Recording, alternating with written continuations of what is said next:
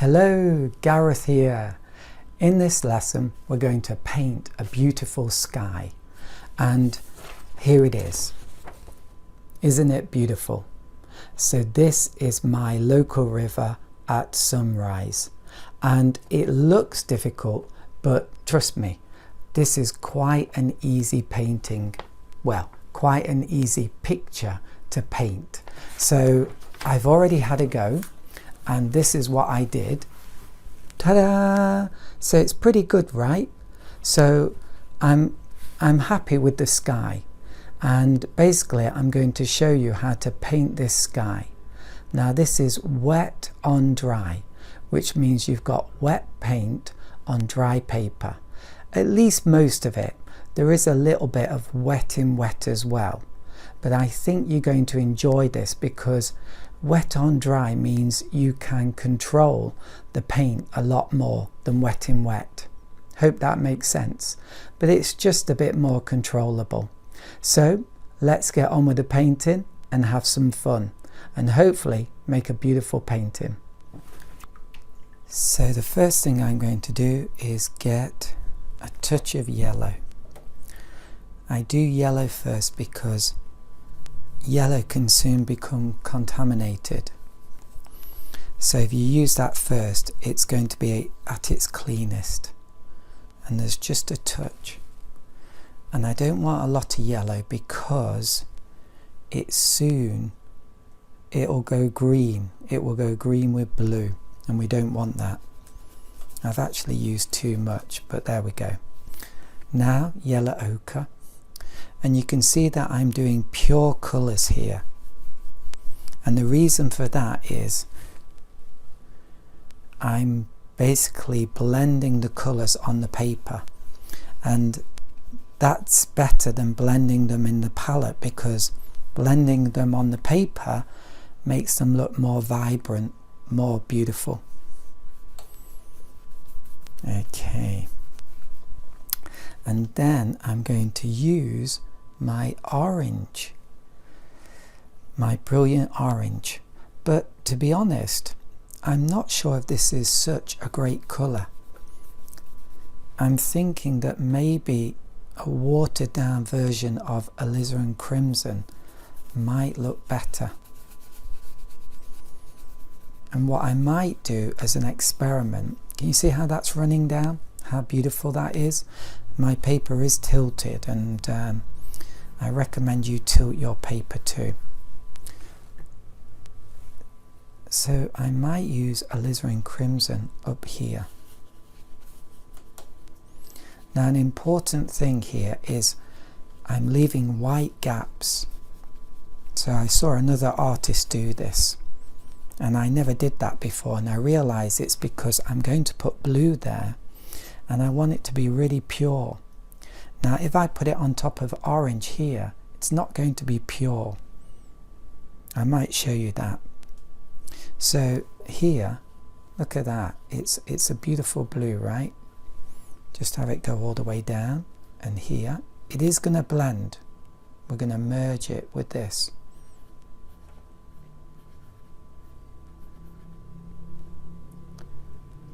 Like that. But say we put this blue here, it's not too bad, but very soon it's going to start going a bit greyish. I don't know if you can see that. Oh, and I forgot to do some blue here.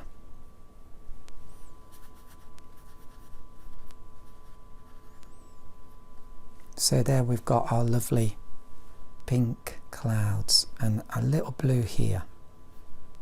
You can see now I'm painting on yellow ochre here, and it's not as blue as here. So that's why we leave these lovely white gaps and then fill them with blue. It looks more pure. Whoops. And then we need to add a little bit more depth to this sky. So basically I'm going to do a thicker mix, slightly thicker mix of orange here, and have that come up a bit.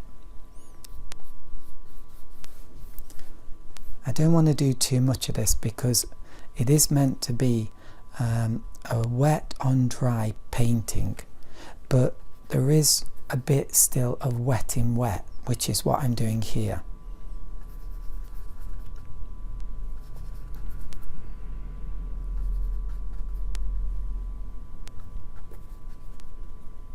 Something like that, and then I think that will do. Yeah, and we just want to do for this river below some yellow, which I should have done earlier, and then my orange here, and a bit of orange here, and then possibly, no, I think that's fine,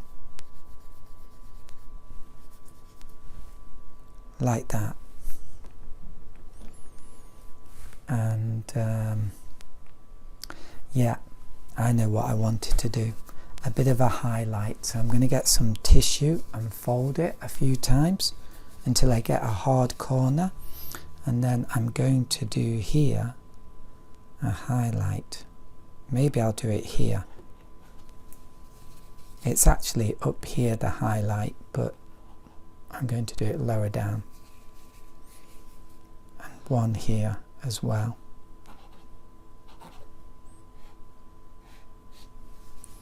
And you see how brilliant that's starting to look? And I might just do one here. Yep. And then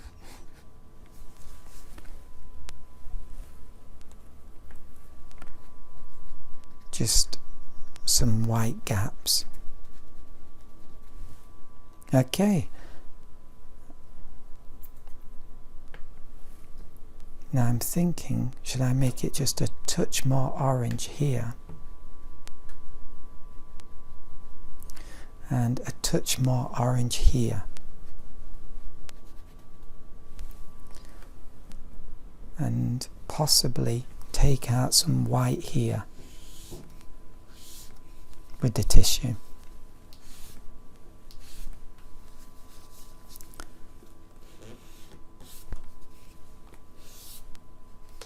Because then that river is going to look so much more beautiful.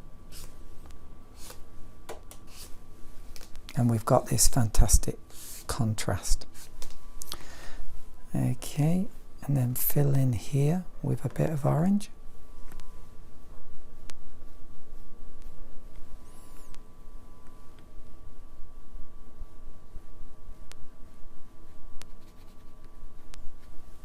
Okay. Want a bit of dry brush here if possible. So dry brush, we do that by using our rag and getting rid of excess water. So there we go. Let's leave that to dry. Now for the exciting, well, difficult but exciting part. So this is where we do the light, well, the light, not light, but we do the clouds, and we start with the light clouds first and then get darker and darker.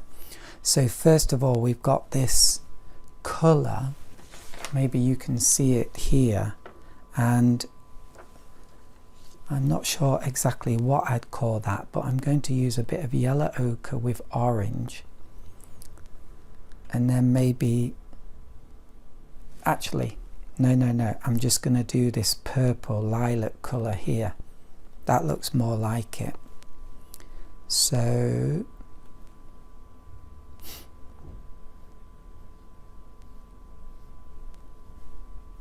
like that. I want it to be a bit more purple, so add some more red. It will just look more beautiful. Yeah, that looks more beautiful. So let's get rid of this one. You don't always want to copy the skies exactly. You want to think about how is it going to look as a colour.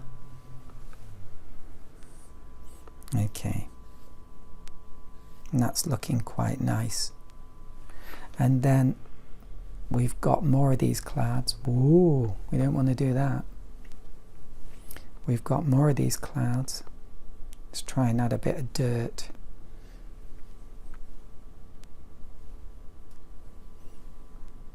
We've got more of these clouds up here that are like this. Oh, maybe now it's okay. So let's try and add some of them.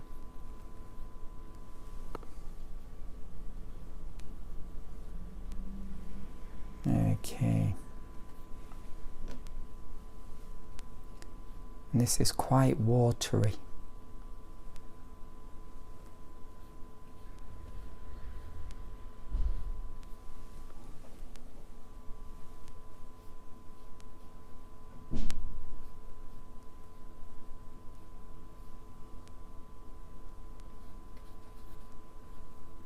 So I'm just roughly guessing where these shapes go.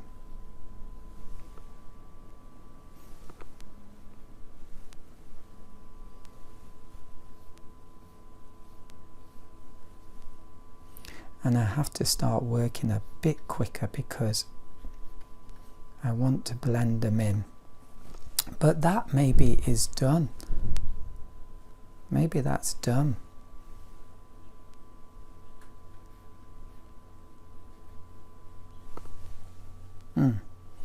Okay, and then get a little bit darker.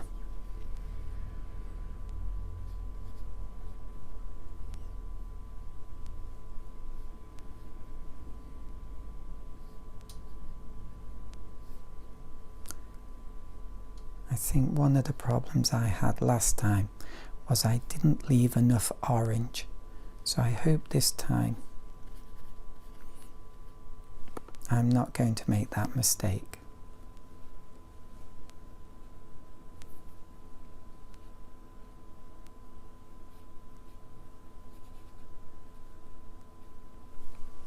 Trying to create these cloud shapes. Not easy, I guess.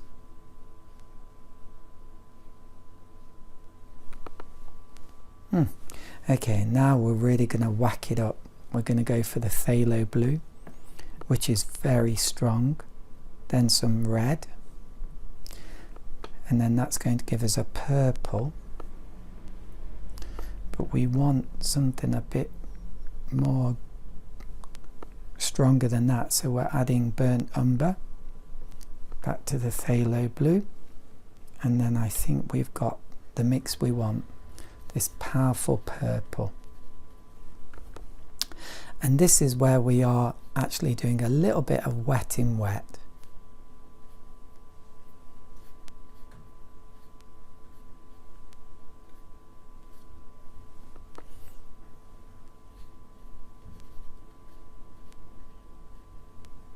Okay.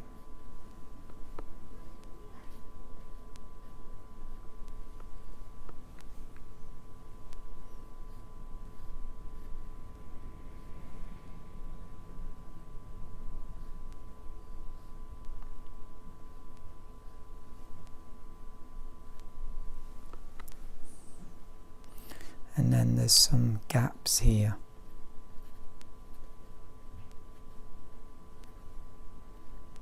I don't want them to look too symmetrical.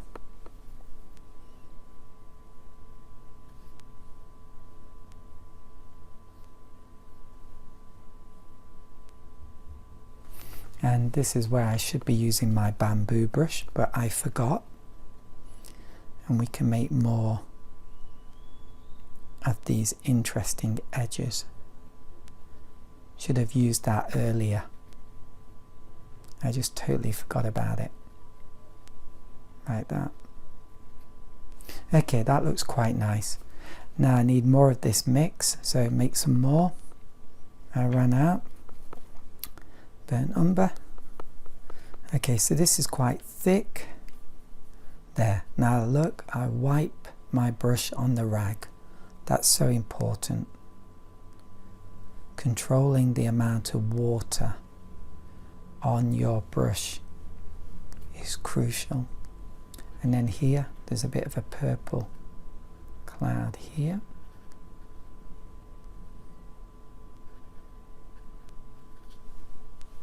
Yep, and even a little bit here. It's too strong, so soften it a bit. Yep. And then we've got these clouds, some cerulean blue now. They've got a touch of blue in them here. So I want to capture that because it just adds this amazing variety to this whole scene.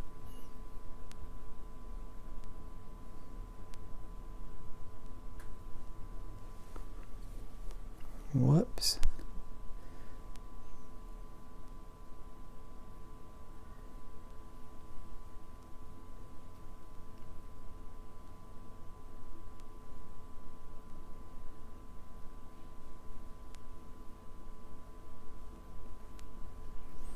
Okay, maybe did too many of them, but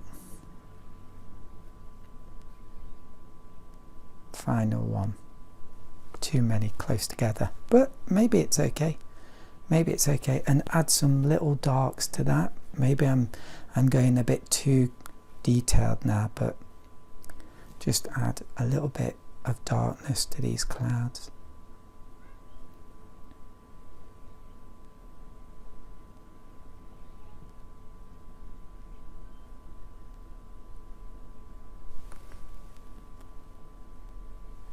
Okay, and I think that's done. So let's leave that to dry. So the final thing I want to do is just a simple background, and I really do mean simple. So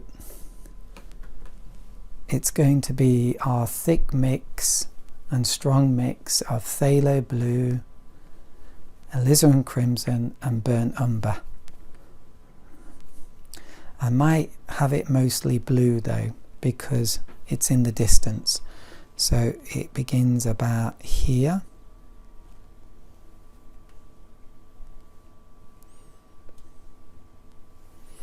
Actually, maybe it should be a bit higher.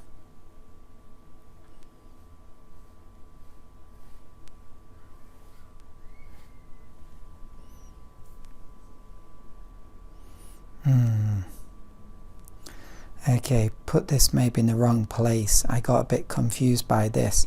So anyway, I'm going to make it higher than I originally wanted to. There we go. Ooh.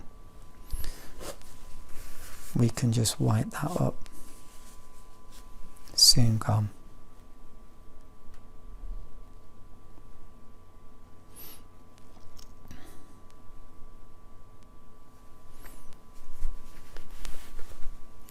And let's try and create some.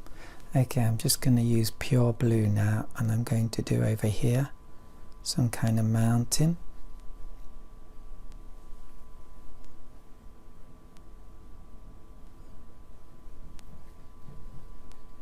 Bit watery. Then back to my thicker mix, add some burnt umber, that will make it much thicker. And I'm just going to put in here some suggestion of trees and things. You can't really see them, and that's okay because it's just a silhouette. Everything's getting lost in there. And then just here,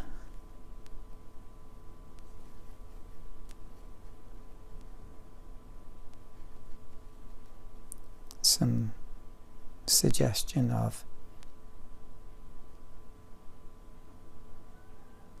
trees. Edges are very important.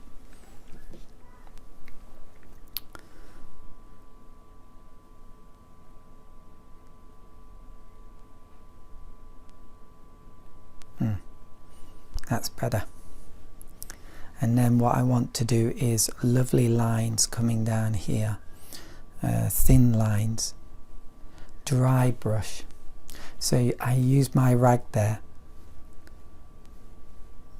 It's so important to use your rag. And look at that.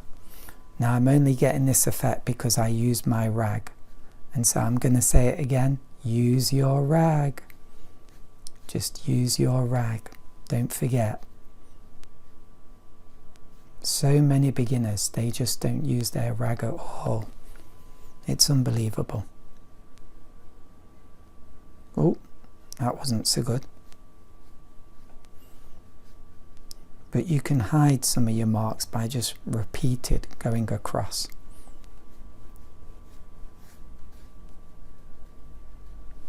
Okay, and then the final thing is the near shore. So this should be really a very thick mix. A lot of burnt umber, really thick, lots of phthalo blue, lots of red. Okay. Oh, and my masking tape is coming up. I don't normally use masking tape around the edge, but just to make it look pretty, I thought I would. But I sometimes feel it's a bit wasteful. I do use it a second time, but it does look nice though. Well, that's looking good, isn't it? You can see that coming together.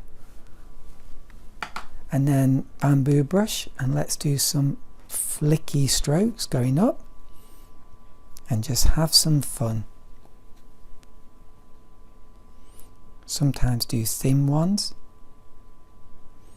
sometimes flicky ones.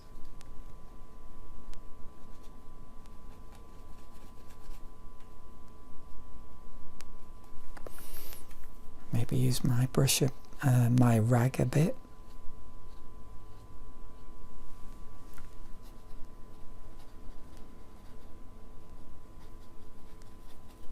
So you have to be careful. Sometimes you don't get the stroke you want and you just move up, up, up. And if you're not careful, you'll lose the river. It will disappear. So you can do these thin lines and you can just kind of hide or blend in the strokes underneath that didn't look so great, like that. And I like to connect these grasses up to the further shore or the far shore, because far bank, because it just connects the whole painting.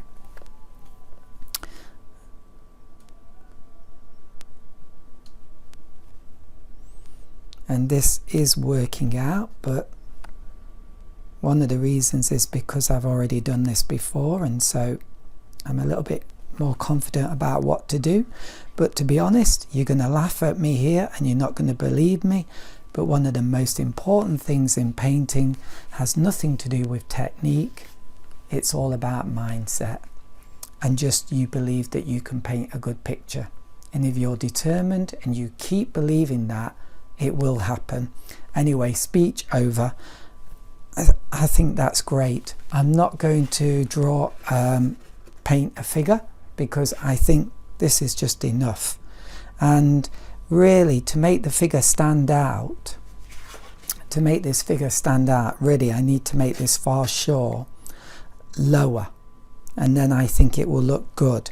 But to add a big figure this high, it could work, but I think this is enough. So please have a go and have some fun.